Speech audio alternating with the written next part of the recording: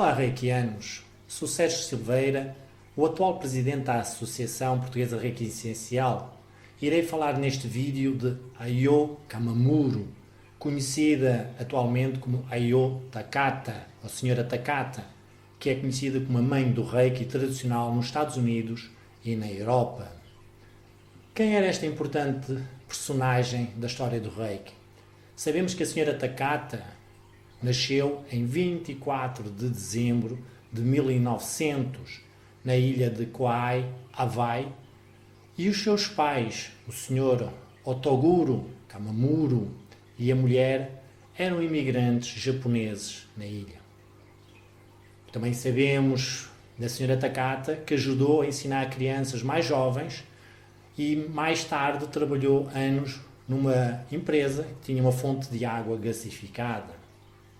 Sabemos que assim que saiu da escola e terminou, ofereceram um trabalho numa plantação. Aí ela tinha um lugar de governanta e durante 24 anos ela foi governanta e guarda-livros, uma posição de grande responsabilidade na época. Sabemos que ela nessa época era realmente uma personagem ainda desconhecida para o mundo do Reiki. Acabou por ali conhecer o Sr. Saishi Takata e casaram-se em 1917, diz a história. Acabaram por ter 2 filhas, um casamento feliz na época, mas em outubro de 1930, Saishi Takata morreu de um ataque cardíaco aos 32 anos, ficando Ayo Takata viúva e com 2 crianças pequenas. Difíceis momentos passou ela. Nos anos seguintes começou a ter graves problemas de saúde, fala-se em esgotamentos nervosos, uma doença de fígado que exigia uma cirurgia que seria de alto risco devido aos seus problemas respiratórios. Era uma época que não era fácil a realmente este tipo de operação. Durante o ano de 1935, a Sra. Takata deslocou-se a Tóquio para informar os pais da morte recente da sua irmã. Mais um acontecimento infeliz na vida da Sra. Takata. Mais tarde, foi internada no Hospital Maeda, em Akasaka, e foi marcada uma cirurgia após um diagnóstico de um possível tumor e de cálculos biliares. Tudo isso devido ao seu sistema nervoso, stress acumulado durante os últimos anos. Conta a Sra. Takata na história que na noite anterior à intervenção cirúrgica, a Sra. Takata ouviu uma voz que lhe disse que a operação não era necessária e que a levou a pensar numa alternativa. Estamos no Japão, numa época em que as medicinas alternativas eram realmente fortes. Quando estava já na mesa da cirurgia, ouviu de novo a voz e questionou o médico cirurgião sobre se não haveria outro método para alcançar a cura da sua doença. O médico, na altura, respondeu: sim, se puder permanecer no Japão o tempo necessário. E foi aí que a Sra. Takata descobriu o Dr. Shizuru Akashi. Falou-lhe então da clínica de Reiki de Ayashi, que era realmente perto do hospital. O médico então deu-lhe o endereço e pediu para procurar o Dr. Ayashi, onde Ayo Takata recebeu aplicações de Reiki durante vários meses consecutivos por vários terapeutas e conseguiu-se restabelecer completamente, ficando curada nos níveis físicos, mentais e espirituais. Desde a sua infância, há que lembrar, Ayo Takata foi um ser humano muito especial.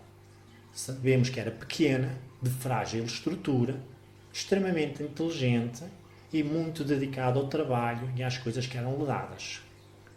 Ela decidiu, depois dessa cura, aprender o Reiki no espaço do Dr. Ayashi, pois ficou tão maravilhada que lhe pediu que lhe passassem os ensinamentos totais do Reiki e de tudo aquilo que lhe tinham feito. Mas há aqui um ponto importante na história. De início, isso lhe foi recusado. Não por ser mulher, mas por viver nos Estados Unidos.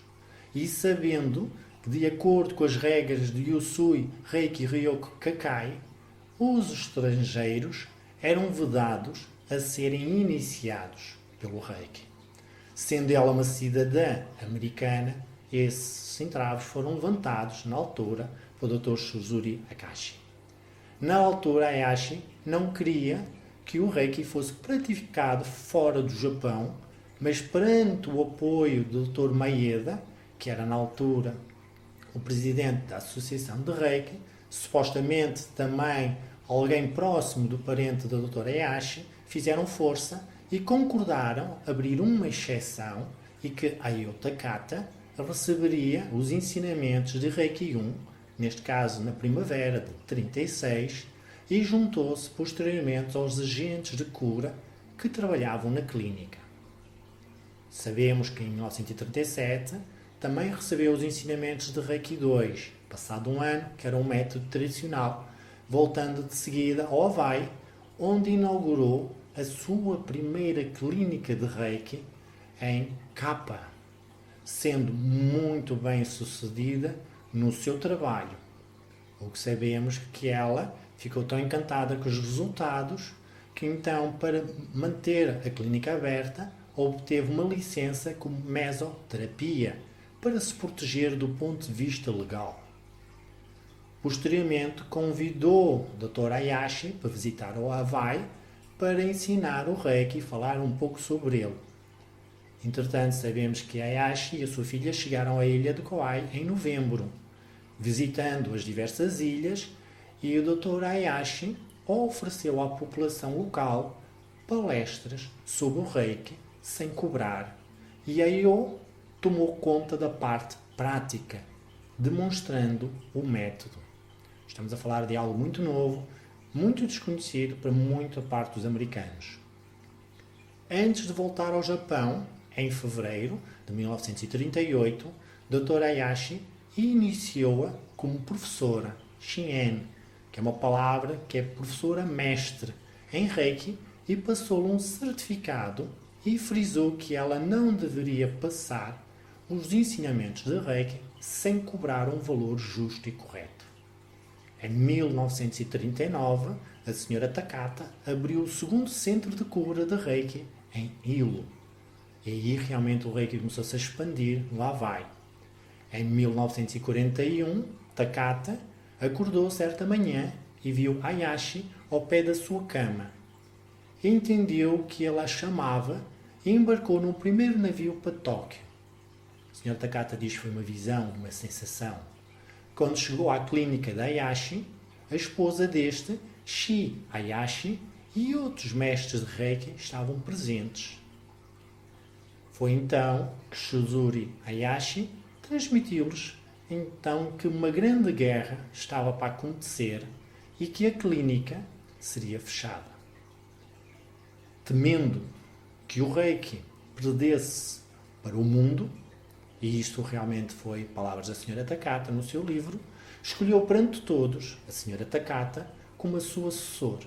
Algo surpreendente, escolhendo uma estrangeira, apesar de ser japonesa, ela era americana. Em 1940, Ayashi realizou o chamado seppuku.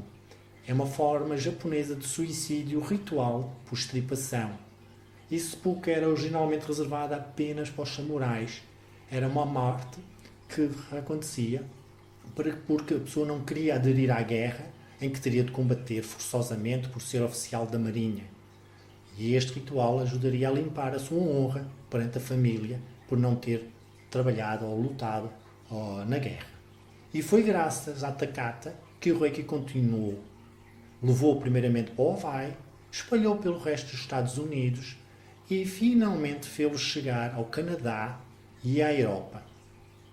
Sabemos que viveu até aos 80 anos, apresentando sempre uma aparência jovial. Poucas doenças são conhecidas a partir dessa data. Sabemos que ensinou centenas de pessoas no sistema de cura de Reiki e faleceu a 11 de dezembro de 1980.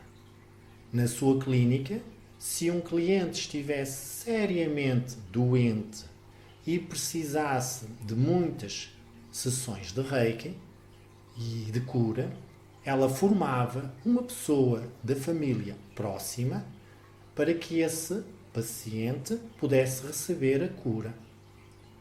Takata ensinava por meio de histórias e exemplos. Não permitia que os seus alunos tirassem apontamentos. E as suas aulas ensinava sempre de forma diferente. Esta é uma das grandes confusões que tornou-se o Reiki um pouco complexo. Iniciava, por vezes, nas posições de cura pela cabeça, outras pelo meio do corpo e mesmo algumas pelos pés. Nunca os mestres professores da altura que ensinaram adquiriram os conhecimentos da mesma forma. Takata, que sempre falava, sempre cobrou dinheiro aos alunos, ainda que fossem muitos deles alguns dos seus familiares, pois achava que era essencial para que as pessoas, principalmente, dessem grande valor pela aprendizagem e pela cura. Também a senhora Takata achava que aqueles que não pagavam pelos seus ensinamentos ou os seus próprios tratamentos não seriam bem-sucedidos nos negócios e na vida. Esta era uma postura que a senhora Takata tinha na altura. Os mestres que formaram e esses que formaram por sua vez continuam com a mesma ideologia, cobrando preços altos, fazendo do Reiki muitas vezes uma disciplina elitista na época, fora do alcance da maioria das pessoas que estariam interessadas, e diziam ainda que era o Reiki promovia o amor incondicional. Desde a morte da Io Takata, senhora Takata conhecida, o Reiki sofreu muitas mudanças no Ocidente. O que sabemos é que Fili Furumoto, assessora da senhora Takata e também sua neta, é denominada a grande mestre de Reiki tradicional. O que sabemos na escola é que ela manteve a tradição da senhora Takata. Espero ter esclarecido a história da senhora Takata e num próximo vídeo falarei das ramificações do Reiki no mundo e as suas linhagens e divisão. Até breve e subscrevam o nosso canal. Muito obrigada e até já.